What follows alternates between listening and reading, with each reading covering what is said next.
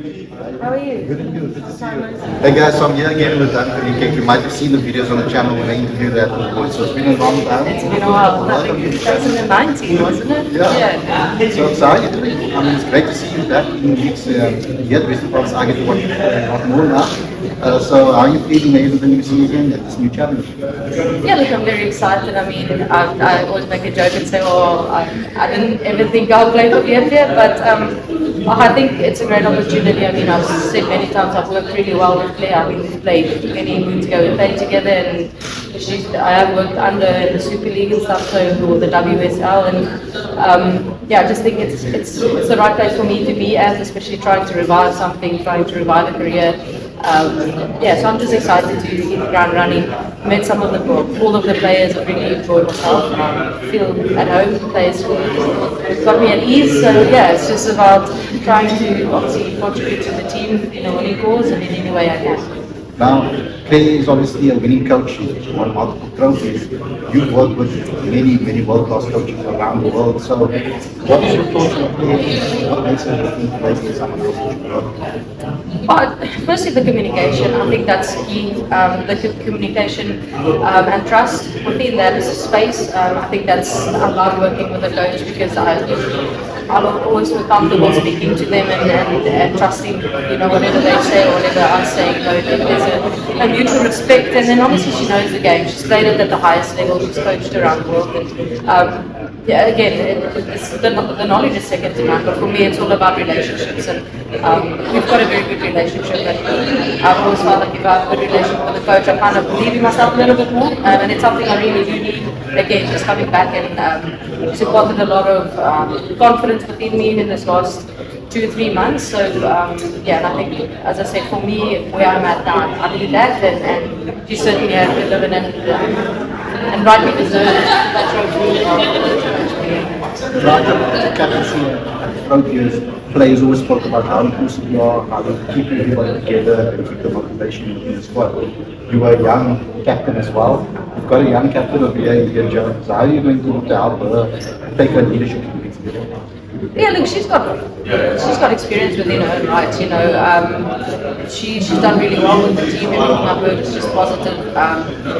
So as I said, this is only my second time that I'm with the team. I spent 2 weeks a month ago with the team. So I personally just tried to find my feet. Just trying to focus on getting back into it.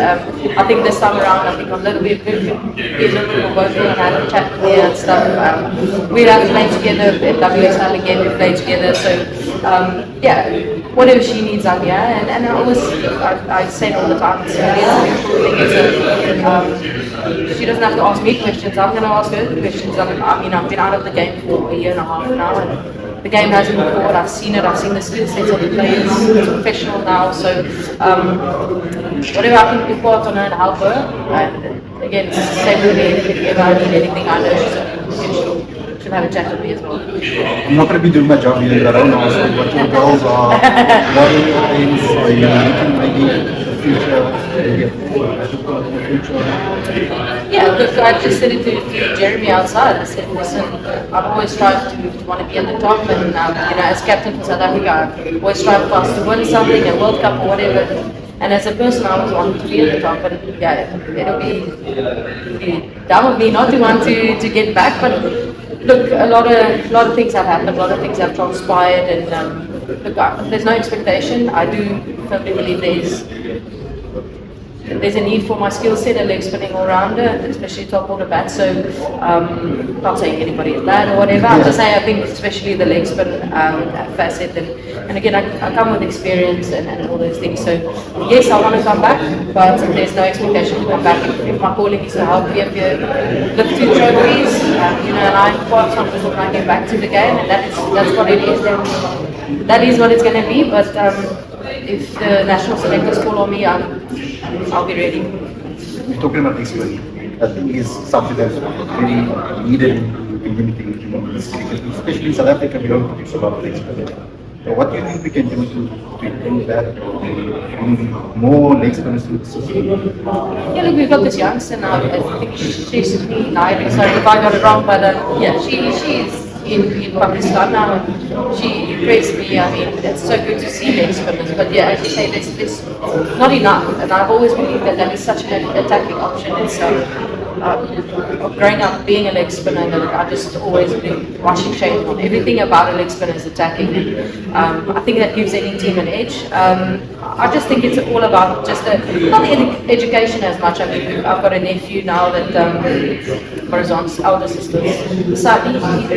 From day one, you want to do oil fast, but you can see he's got a natural turn of the wrist. Yeah, and I keep on telling him, Khalid, spin, because we don't have many. So I think it's not about education, but I think everybody at a young age, I remember I want to walk fast because that's, I had a young boy yesterday who did a captain for Bastion primary school, and the young boy said to me, he doesn't want to ball spin. He's a left arm, so he doesn't want to ball spin. He's not going to get hat tricks. And I said to him, listen, my boy, look at the stats. The spinners are. So I think it's just about, I think just motivating the kids to want to do that. I mean, yes, we know leg spin can be cool, but it's a lot more natural than it is, more the wrist spin is a lot more natural, so I think scouts look out for that, you can spot it, and then that's developing it and making sure that the parents understand why we're developing it and why we need it, so but there's a shortage of it, and hopefully with time, that can get better. And just finally, your thoughts on the way the women's game has progressed in South Africa. It's crazy. We had a sold-out final for the World Cup. It was amazing. And we're constantly seeing that more youngsters come to the system. Now with the contracts happening, that's also maybe a bigger motivation. But I always feel that motivation was there before the contracts were there. Women were playing the sport for the love of the game. But now you have a little bit of a secret platform, so that does help. But what's your thoughts on the growth of the game? Well, it's rightly deserved. I mean, as you say, not most of my career, but I mean, for some players before us, I mean, we walked into the museum, we saw the literally on my left, and we saw that there's, the players before us literally played for the love of the game and nothing more, nothing less, and then us as well. I think it's just rightly deserved. It's all hard work throughout the generations and all those things, and I think it's still important to keep that love of the game because yes, the incentives are great and it's all that, but sometimes it can take over. So I think it's just important that to remember why we are playing this game and this beautiful game, because I promise you with experiences last year and a half, there's nothing that quite humbles you more than the game of cricket, no matter what the incentives are. But again, I said it's rightly deserved. Women's cricket in South Africa has done so well. I mean, 2014 we made our first semi-final, but we're only a few years later only became semi-professional and all those things, so it's rightly deserved, but hopefully the youngsters coming up still remember why they started playing the game, and that will be their why and not the incentives, because the incentives come when you do well, and that's when you deserve it. Thanks so much for this interview. I know it was quite long, I don't get many chances to chat to you, so thank you so much for coming on the show. No problem, it's good to see you.